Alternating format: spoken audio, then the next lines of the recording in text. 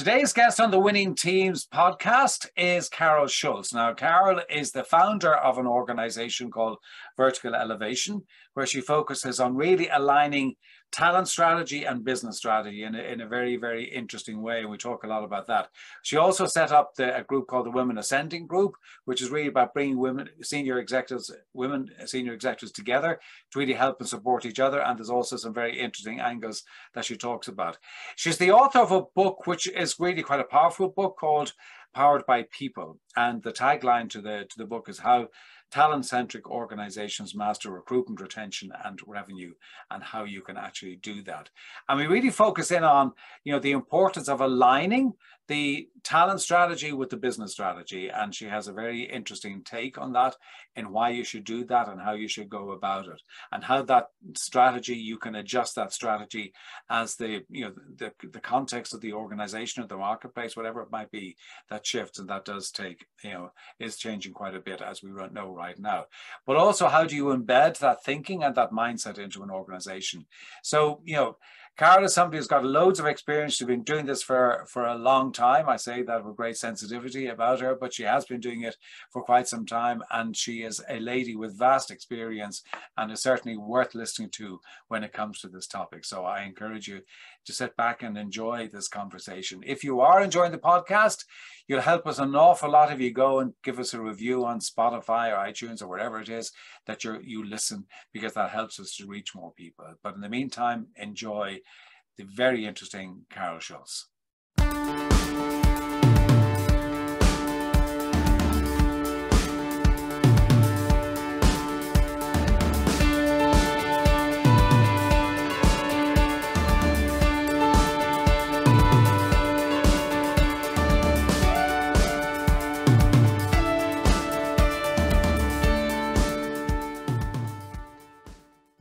Carol, thank you so much indeed for joining us on the Winning Teams podcast. It's a great honor to have you here. John, it is my pleasure to be with you. It'll be fun. So just to give a bit of background, you're the founder of Vertical Elevation, where you focus on aligning talent strategy to business strategy, which I think is an interesting one. Mm-hmm. You also, from what I understand, you kind of zero in on kind of high employee turnover and low workplace morale as well, which is kind of part of what you're doing there. And you've also set up which I find interesting, the Women Ascending Group. So you might give just a little bit on the Vertical Elevation and also on the Women Ascending Group. Right. So I'll start with the Women Ascending Group. It was designed in a really specific way. I think women say often they want to help other women, but I don't really believe that happens when the rubber meets the road as often as it should. So I built this group very specifically to fit the needs of women leaders, right? So there's 3 different cohort levels. There's, emerging leaders, mid-level leaders, and executive leaders, right? Mm-hmm. Each cohort has between 6 and 8 women. So they're small, they're intimate, and there cannot be more than one person in a cohort from the same company. Right. And there are reasons for that, because, I've been coaching now since 1998 when I started doing my own training and development work, and then moved into learning how to be a coach. And, there are a lot of, universities offer them. There's a lot of other, big groups that people offer to do large groups of training in women. And they're all different levels of women, which may not meet the needs of every woman in there, right? Additionally, when you have more than one person in a group from the same company, I believe the women can't be fully self-expressed. Because no matter what I say to make people feel comfortable, I believe there's always going to be that little voice in the back of your head going, well, what if that person speaks about what we've talked about confidentially? Yeah. So rather than having to work on that as part of the coaching program, like getting rid of that part of the little voice inside your head, I just feel in my own experience, it's better to just remove that fully. So it's a fantastic program. I just love it. And then, as far as vertical elevation, it's, something I've been at for a very long time. When we talk about what it is to be a talent-centric organization, And as you mentioned, aligning talent strategy to business strategy. I mean, that's a really like 30,000 foot view, right? Yeah. It's truly far more complex than that, because that has to start with the executive team. And for me, I have to be brought in by either the board, the CEO, or the founder, right? Which is often CEO, founder, maybe the same person. Okay. Because if that person is not bought into this process of alignment and looking at what the problems are, and, what are the problems that we have? How bad are our problems? I mean, they may not be that bad. I don't know. It's a discovery process initially. Sure. And once I can get through discovery with the executive committee, then and only then can I make a recommendation for what if anything is there to do moving forward. Absolutely. Right. I want to come on and talk about your book, Powered by People, but can I go back to what you were talking about there about the Women Ascending Group? Mm-hmm. And I hope I'm quoting it correctly. I think you said that. Well, yeah, well, you're the guest. But I think you said, if I heard you correctly, is that you don't think that women support each other as much as they may. And I'm just curious as to why you think that is, firstly. And secondly, do you think that women support women more than men support men, or is there a difference? I think there's a difference. And this is all anecdotal, right? I mean, I haven't done scientific research on it. It's based on 30 years of hearing what people tell me. Right. And knowing so many male leaders who've put their hand down to help other men. And I've just not seen it with women as much.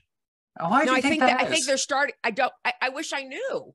I mean, if I did, I'd be retired because I'd be so rich, right? I'd be able to solve this problem. But it's an interesting I'm perspective. Not sure if it's like it's a scrape and claw thing. And I do believe there is a shift that is happening. So I don't think this is, woe is me. It's all negative. It's not, not what I'm saying at all. Because now there are so many programs for women. So I think that says something right there. It's a matter of finding the right program, of course, to suit your needs. But I mean, I have had so many women tell me, I've other women are not putting their hand down to help me lift up like men do for men. And that it's just anecdotal, right? Yeah, I know, but it's interesting. But I mean, let's also be honest about it, Carol. I mean, the corporate world is still a boys' club. To a very large extent, and that's a mostly old white boys club. But well, exactly, yeah. So and that's a topic perhaps for another interview. But can I move on to your book, the Powered by People, and your tagline to that is how talent-centric organizations master recruitment, retention, and revenue, and how to build one. Can I ask you, when you talk about talent-centric organization, what does it really mean? I mean, I understand the words, but what does it really mean to be a talent-centric organization? What are the hallmarks of those? Right. So there are really three hallmarks to what a talent-centric organization is. And the first, John, is leadership working under an aligned vision that everyone can articulate. Right. Mm-hmm. So everyone can articulate it. It has a true focus on your people. Like you as an organization, starting at the executive level, truly everyone believes, and not just lip service, that their people, they cannot get anything done without their people, period. So if you say you're a customer-centric organization, you can't be customer-centric if you're not talent-centric. Can't. It's not possible. Right? The second is a talent development strategy, which we talked about, right? Building a talent-centric strategy from recruiting to succession. And I'm talking about succession beyond the C-suite, right? It also includes diversity, building diversity so that you don't suffer from groupthink, right? Now, diversity is I'm not a DEI expert. Sure. But what I can tell you is that when it comes to diversity, if you should be looking to build diversity. Now, I've had this conversation on my own podcast with many, many, many founders in certain fields who said to me, we can't find women, or we can't find this. So we talk about, let's build that pipeline. What does that look like? And that's not going to happen overnight.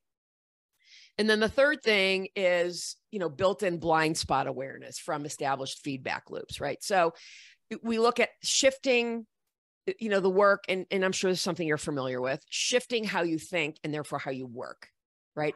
And it begins at the leadership level and trickles down throughout the organization if done in a active way, right? So those are the 3 hallmarks.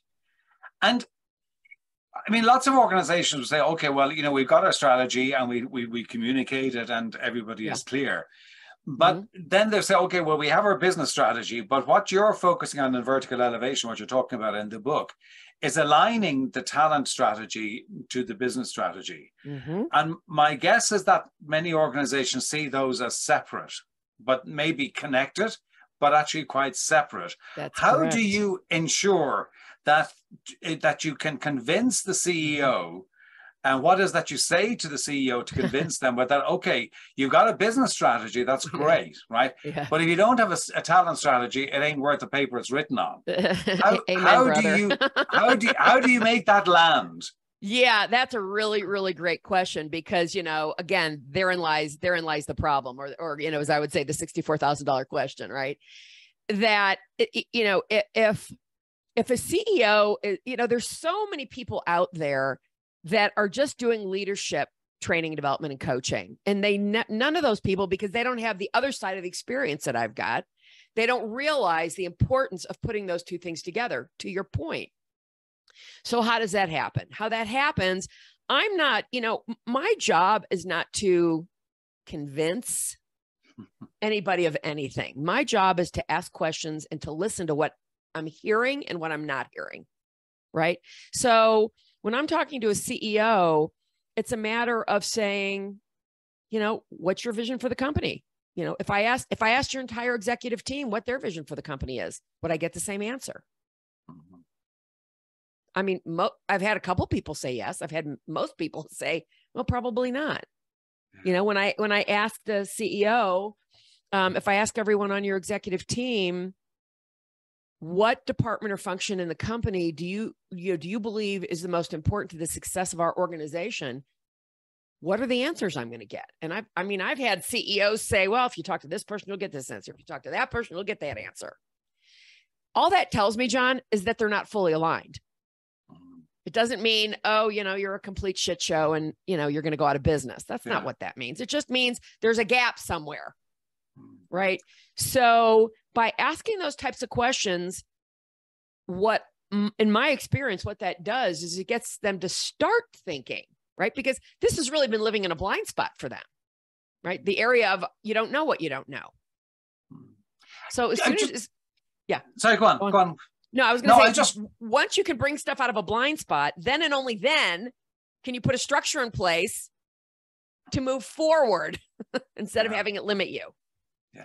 And I'm just thinking in regard to if you look at the current climate, right? I mean, in the current climate, and where, you hear about, all the things about the great resignation and all that sort of stuff. And, and there's plenty of talking around that. And there's, and it's more than just the great resignation. There's a huge shift in the workforce, the attitude, the people in the workforce and how they're viewing it. And and all this.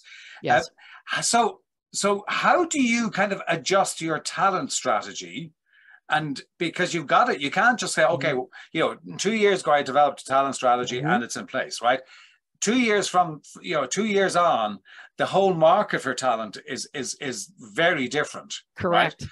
So how do you adjust the talent strategy in order to ensure that you're keeping that aligned to a business strategy that maybe has not quite changed in the same ways, or has changed in very different areas? Right. How do you keep them aligned?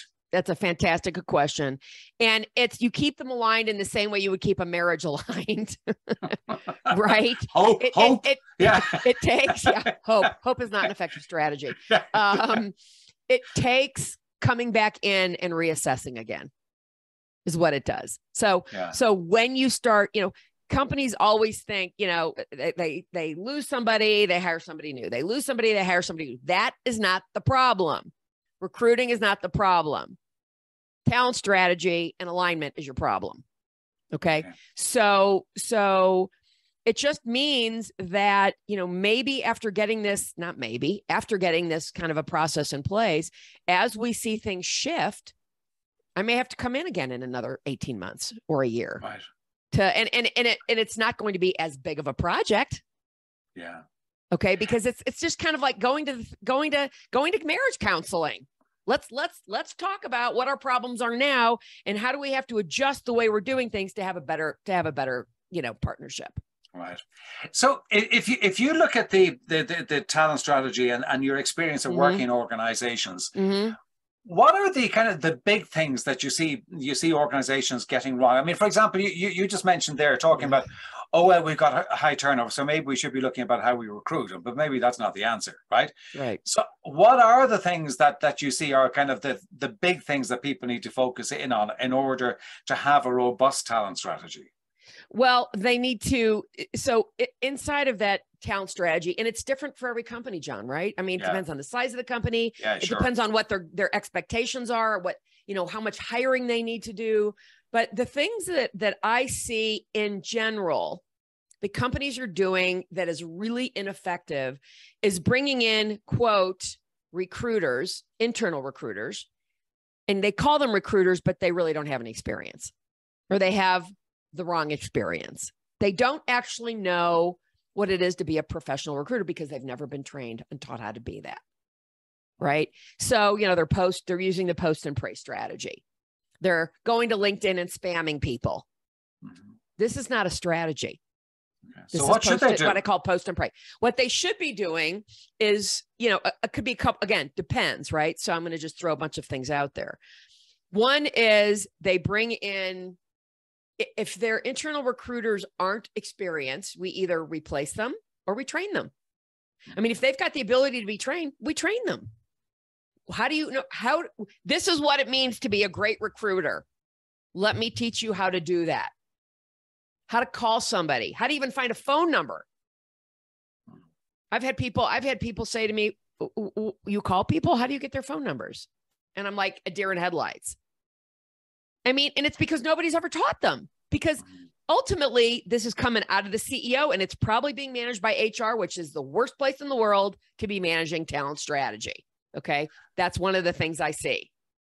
Talent. Okay. I've got some articles that are going out currently all about why talent should never, and I don't use that word lightly, never report to HR.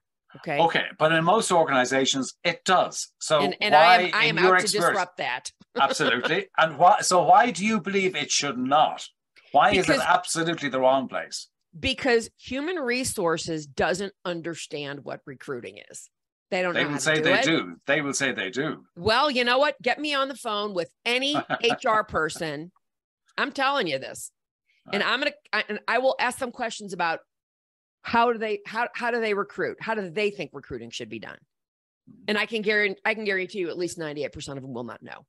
Okay. So what are the major things? I know we're generalizing here, but what are the major things they get wrong? HR? Yeah. In terms of recruitment.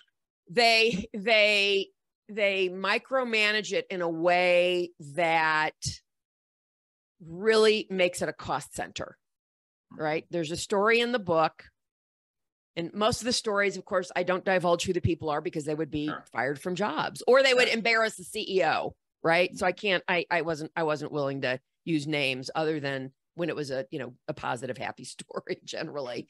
And, but there's a story about a $350 million tech firm headquartered in California. And, their chief people officer has zero recruiting experience. And the individual who provided all this information, who I happen to know is an extremely quality recruiter, been at it for many years. The amount of time wasted to go outside of this is what we're paying everybody in this role. Right. This individual wastes about 25% of their time over a year. And now at $200,000, do you really think you should be pissing away $50,000 of that? Okay. You're just trying to get something outside of this is the base, this is the comp plan. Okay. So what should they be doing? Well, talent strategy should be reporting directly to the CEO. Yeah. First of all. But in terms of recruitment, what are the things they should be doing that they're not doing? Recruiting. Yeah. What are the recruiters not doing that they should be doing? So overall, recruiters are, as I said, they're using a strategy very, very similar to posting jobs. You know, hi, this is what we want. They are, they're not looking at it like a retained search process, right? A quality retained search process looks like I'm a partner with you, my client, to have a meeting about all the things we're looking for in this particular job spec. And that may be 45, 50 questions I'm asking. Okay. Right. And then I go ahead and I write that position description with the stakeholder. And that not only says more about who we are as a company, culturally. I mean, there's not everything goes in the position description. As a recruiter, you have to be able to fill in the blanks on that when you're talking to candidates, right? You have to understand that it's not all about us, the company. We have to, we better start thinking, why does somebody want to come work for us? There's a great story in the book about that. Yeah. You know, and we have to know how to source people. And in sourcing people, yeah, LinkedIn is still one of the best places to do that. But, you know, there's Zoom Info, there's Seamless AI, there's so many places for sourcing. Yeah. And they have to be taught to look at what's not on that person's background, to think, do I still want to talk to this person? Because not everybody has a decent LinkedIn profile. So by going by a keyword search exclusively, you're going to limit yourself. Yeah, it's a bit like doing it by numbers. They don't know how to actually poach people, right? Yeah. They don't know how to poach people. You know, they don't know how to, you know, I always ask a client, you know, are there any companies that you want me to poach from? And oh, by the way, does somebody from that company want to come work for you? There are a lot of questions that are being missed because they just don't know the questions to be asking. Okay. So those are just some of the things. You've got sourcing, you've got interviewing, and you know, when I said to somebody, an HR business partner who was on a kickoff meeting once, when I said that, you know, they're never going to see a candidate from me until I've spent usually at least 3 hours with them. Right. And, you know, the eyes opened up like, oh my God, you spend that kind of time? Well, that's what recruiting is. Yeah. So most of it's just, they just don't know. Yeah. So they just by getting into a department that doesn't understand it, or hiring somebody. Yeah, I've got a new head of talent. Really? Does that person have any experience? Absolutely. Going back to the talent-centric company, because what you're talking about, to a very large extent, Carol, is a significant shift in a company's culture and in a company's mindset. Correct. And so how do you help organizations to make that shift? What are the things that they need to do in order to make that shift so that they are truly a talent-centric organization, as opposed to just saying they are? Right. So assuming we have an aligned leadership team, right? We get that done. And assuming that I can go in and build a talent strategy to support that business strategy. Let's go there. I would say the most important and critical factor is communication. Right. How you communicate throughout the organization. I ask executives all the time, do you have a culture of feedback? And do you know what I mean by that? Right? I can't assume they know what I'm talking about when I say a culture of feedback. Sometimes they know, sometimes they don't know, and that's okay. Right. And sometimes they have an idea of what they think it is. So ultimately, what a culture of feedback is, and this is where the communication piece comes in, is that as an employee, I can speak to a peer, to a subordinate, and to somebody above without ever worrying about getting thrown under a bus. Right?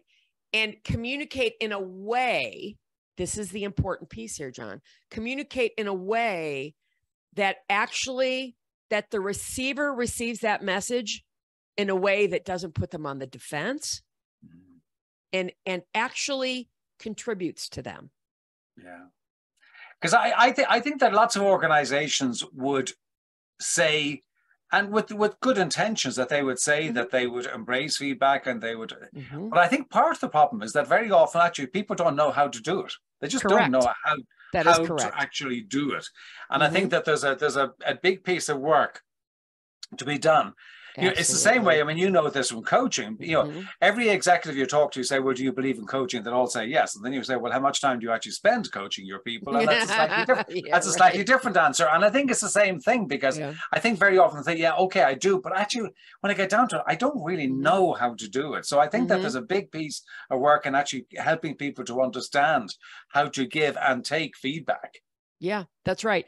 And again, a lot of that, John, is sitting inside a blind spot for people, right? So I listen really carefully to people's word usage, the kind of words that they use when they're answering questions and telling me stories. And as I'm taking notes, I usually find sort of the common denominators around language usage and word usage, right?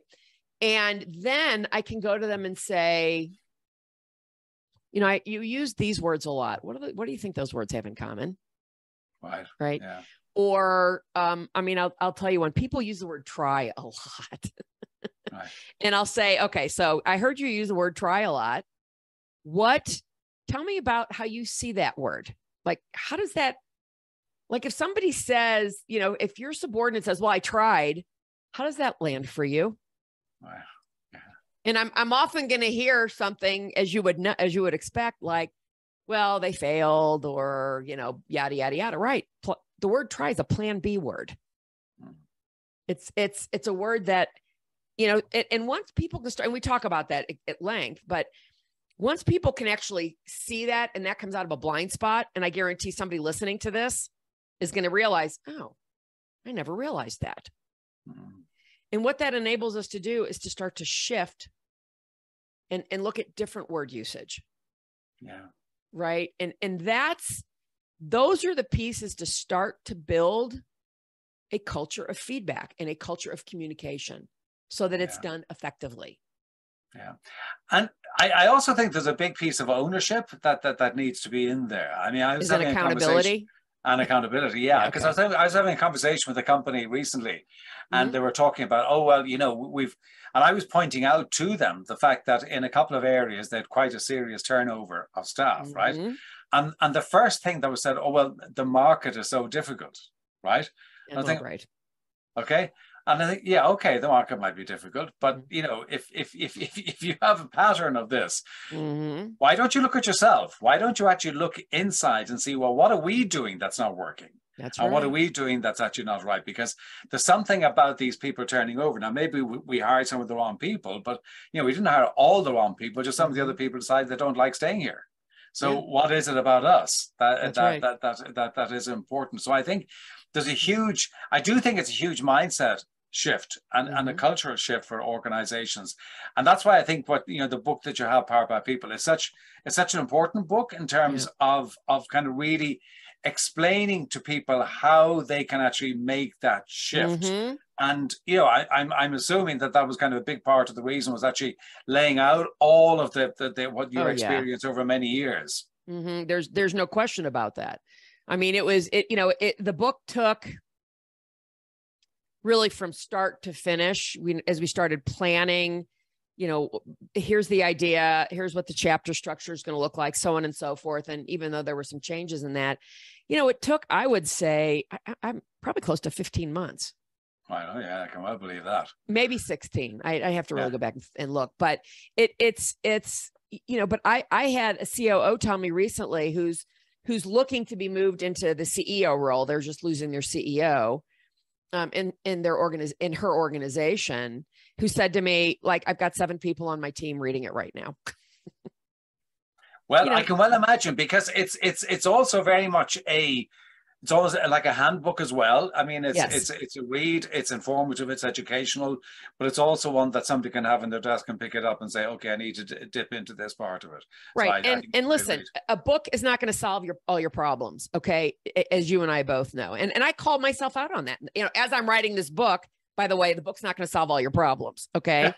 But what it does do, the goal is that it starts to bring this to the forefront with people, so they have a different and a better understanding of how things should be.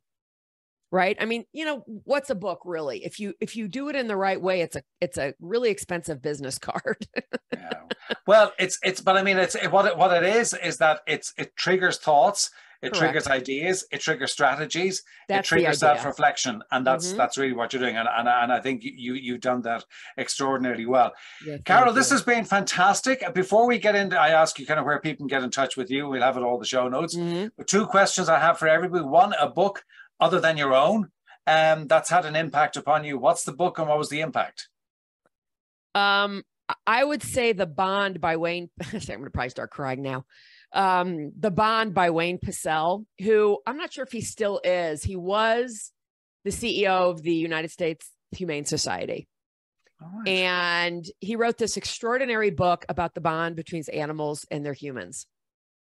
And I think it's a really, as somebody who has been volunteering for rescue for many, many, many years, I currently have four foster kittens in my home. Right. And what it takes, you see both the worst in humanity in rescue work. You really do. Right. I'm sure. Yeah. I mean, you really do. It's horrible how horrible human beings are to animals. And the hypocrites that we are as human beings, where we talk about how all life is sacred, except when it comes to animals and our treatment of them. So, the impact on me is, but you also get to see the most wonderful pieces of humanity. Like my last batch that was just adopted out was adopted to the most wonderful homes, spoiled kittens, spoiled cats, just really beautifully taken care of. And that's what I love about Wayne Pacell's book. That's great. I love actually hearing about a book that I've never come across before. So The Bond by Wayne Pacell, that one goes on the list. Yeah, I think you'll love it. Yeah, I'm sure I will. I also love animals, so that helps. Second question is daily rituals. If you have them, what they are and how they serve you. Yeah, that's a good question. So my daily rituals are, I would say my at least 4 days a week rituals is, getting to the gym and exercising, right? I meditate just about daily. Sometimes I slack off on that a little bit if I haven't gotten a good enough night's sleep, but then I'll meditate at the end of the day. I think it's really, really important. Meditation is super important and it's super helpful and it's super hard. It is, yes, I agree with that. If you're, for all of the meditators out there, know how hard it is to turn off your brain. Yeah, I think that's why they call it a practice. Exactly. Yeah. And what are my other? I almost daily, cook good, healthy, food. Because I think for me, getting in the kitchen and getting my hands, or getting in my garden this time of year and working in the garden just about every day is really therapeutic for me emotionally. That's very good. That's good. Yeah. Carol, that's fantastic. Carol, where can people reach you? We put everything there in the notes, but if they're listening right now, where they can reach out, where they can get the book, where they can reach you. The book is available on Amazon. I'm sure most people have heard of that. Absolutely. And they can also get it on my website, verticalelevation.com. They can, click on the book and that'll take them to Amazon. If that's easier, verticalelevation.com. And they can reach me, just by sending me an email, carol@verticalelevation.com. I'll either get back to them or my executive assistant will get back to somebody right away. And, or they can pick up the phone and call me, 303-805-7635.